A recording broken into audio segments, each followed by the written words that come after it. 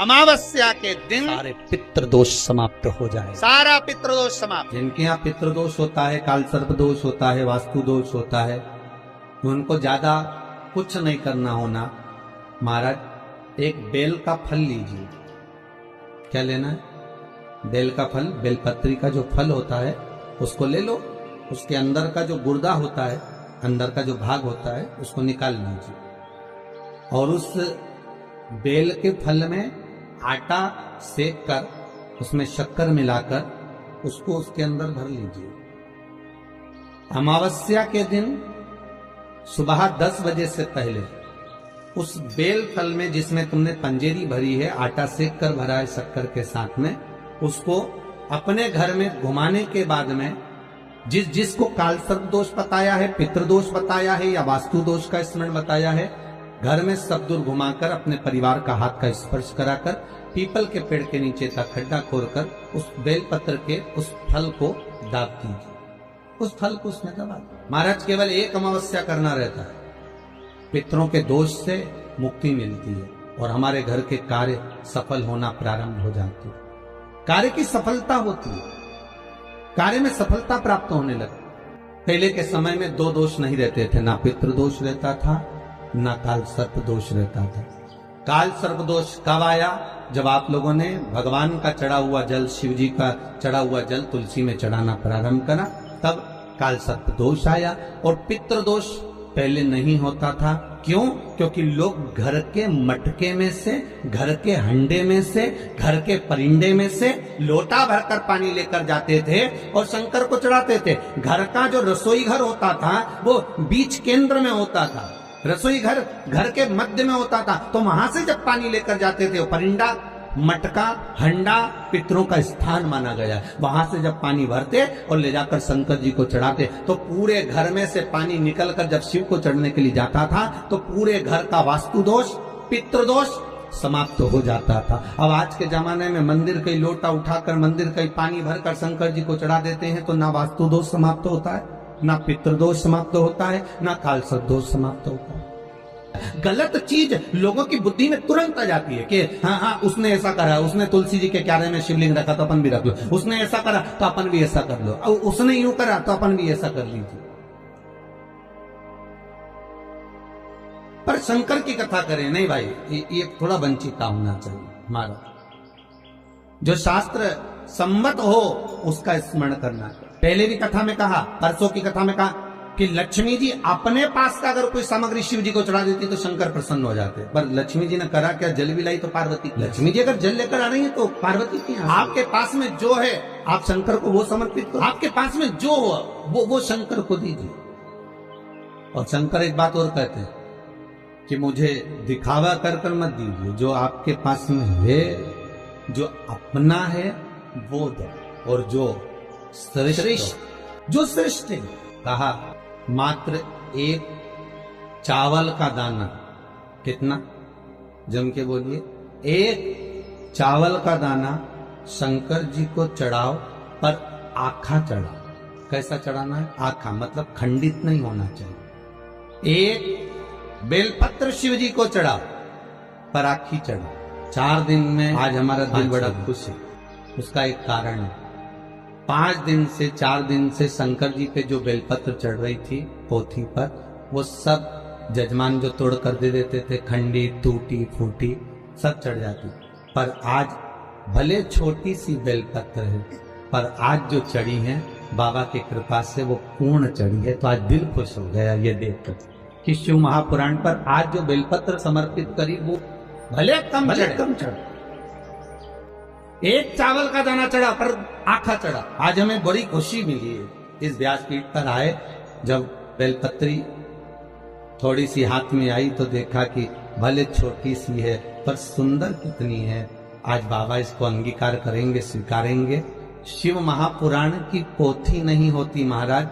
7 दिन, 9 दिन, 5 दिन, जितने दिन तक शिव महापुराण जिस जगह पर रखी रहती है, जिस कुल में, जिस परिवार में, जिस भाव में रखी रहती है, वहां पर ये 12 ज्योतिर्लिंग 7 दिन के लिए विराजमान होते हैं। उस पर चढ़ाई गई बेलपत्री का फल 12 ज्योतिर्लिंग पर चढ़ाई गई बेलपत्री के फल के बराबर होता है। 12 बेल ज्योतिर्लिंग के बराबर है माँ का फल एक आनंदी,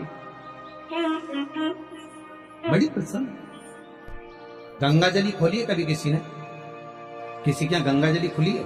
अरे बोलो तो सभी, शादी में, ब्याह में, या कोई गंगा जी भर के लेकर आते हैं और फिर गंगा जली खोलते हैं, पंडित जी पूजन कराते हैं। खोली है सब लोगों ने?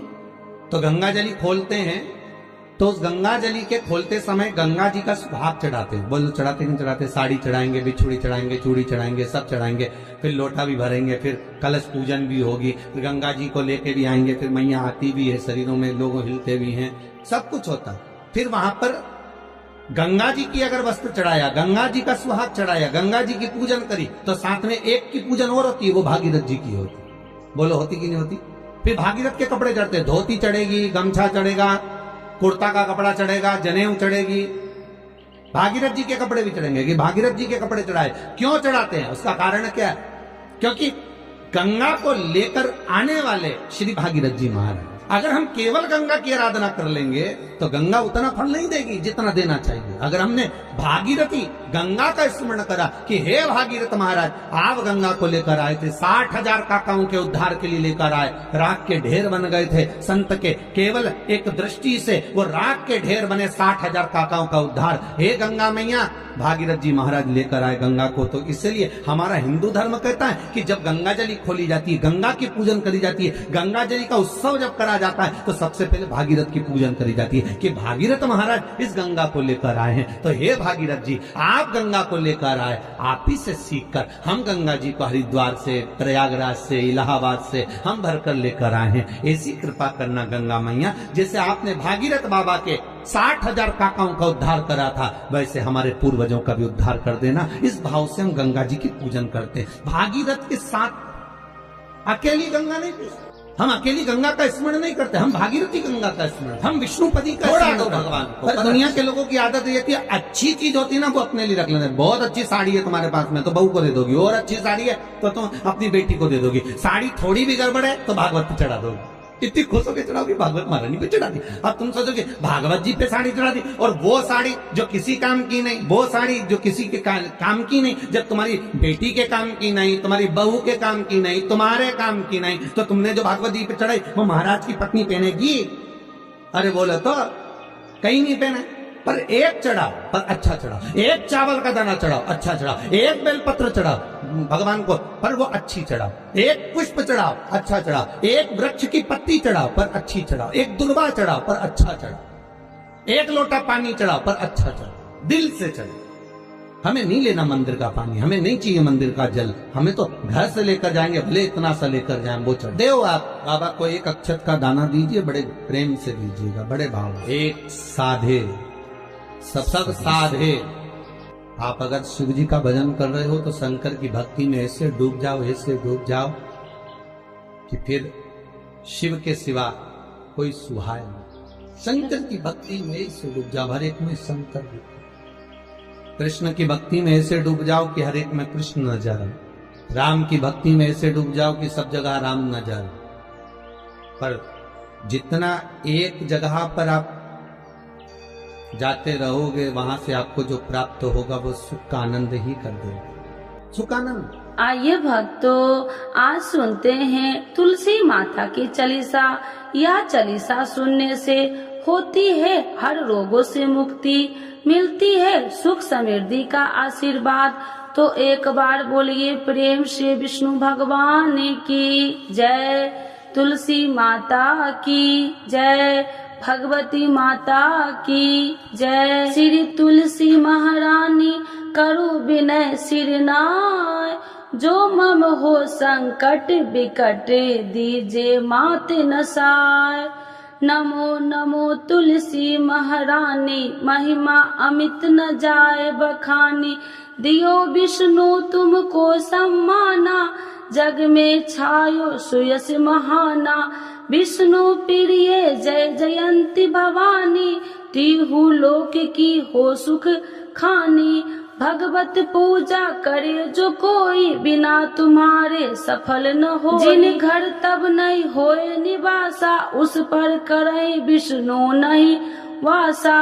करे सदा जो तब नित सुमरन, ते ही के काज होए सब पूरन। कार्तिक मास महात्म्य तुम्हारा, जाको जानत सब संसारा। तब पूजन जो करे कुमारी, पावे सुंदर वर सुकुमारी। करे जो पूजा नित प्रति नारी, सुख संपत्ति से होए सुखारी।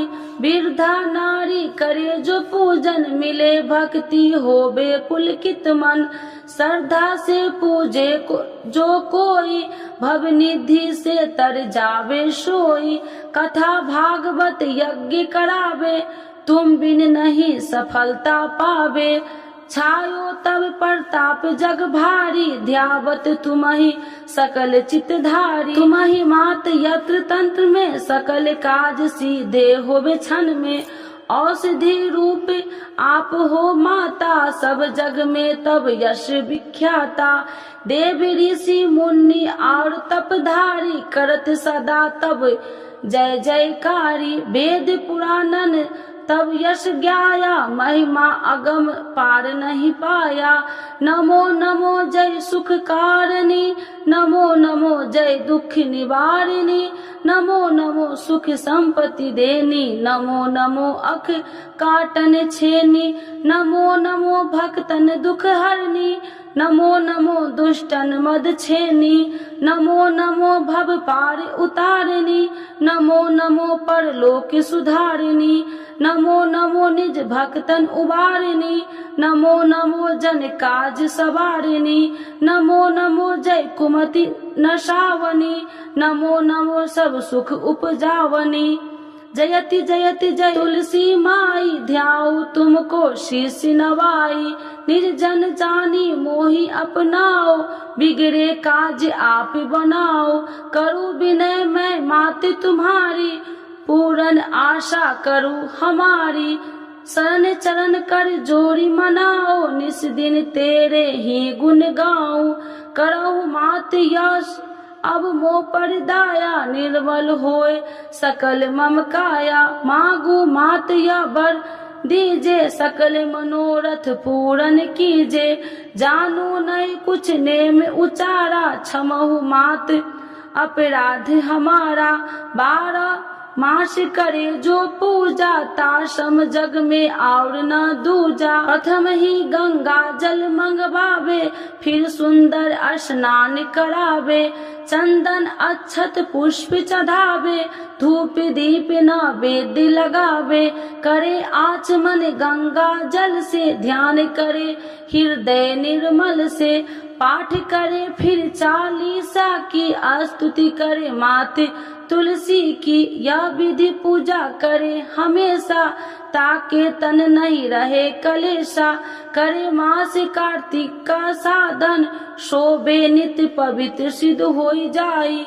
है यह कथा महासुखदाई, पढ़े सुने सो भव तर जाई। यह श्री तुलसी चालीसा, पाठ करे जो कोई। गोविंद सो फल पावही, जो मन इच्छा होई। तो एक बार बोलिए प्रेम श्री विष्णु भगवान की जय। तुलसी माता की जय, भगवती माता की जय, सर्व देवी देवताओं की जय।